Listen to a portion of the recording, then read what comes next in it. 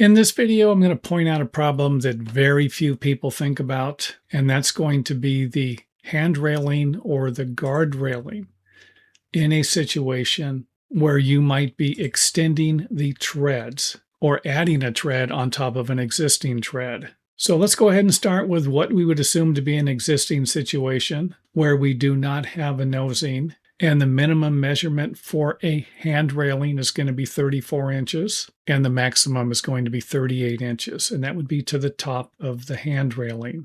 So this is a common building code, and you can get an idea what it looks like here when we do not have a nosing. However, if we add a nosing and extend the length of the tread by 1 inch, you can see that we have moved the top and the bottom of this area right here. And I know it doesn't look like it by looking at this right here, but this isn't how far we've raised it. That measurement would be right here. We have raised our measurement by 3/4 of an inch by extending the length of the tread 1 inch. And the numbers aren't always going to be the same working with different types of stairways that have taller or smaller risers or shorter or longer treads. And something like this isn't going to be a problem. If the existing handrail was right here and we raise it, then we're going to be lower than our 38-inch maximum and higher than our 34-inch minimum. So something like this isn't going to be a problem.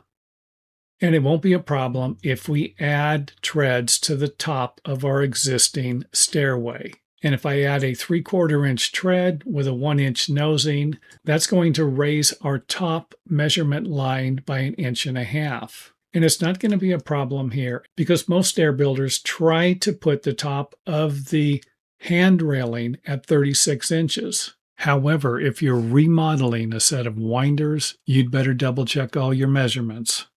And the other problem area you're going to run into is if somebody builds a guard railing with a grippable hand railing on top of it, where the minimum height is going to be 36 inches, and you're not going to have a problem with it if they built it higher, but that's not normally how they do it. I cannot tell you how many handrails I have measured that are exactly 36 inches. And if you're going to extend the length of the tread to create a nosing or add a tread to the top of your existing stairway, then there's a very good chance you're going to lower the height of your guard railing. So the hand railing might work out just fine, but the guard railing isn't going to. And that's what you're going to need to check before you even get started. And I say that, but you're going to need to check both the guard railing, if you have one, and the hand railing. These are usually two different measurements. For example, where I live in California, the minimum height for a stair guard railing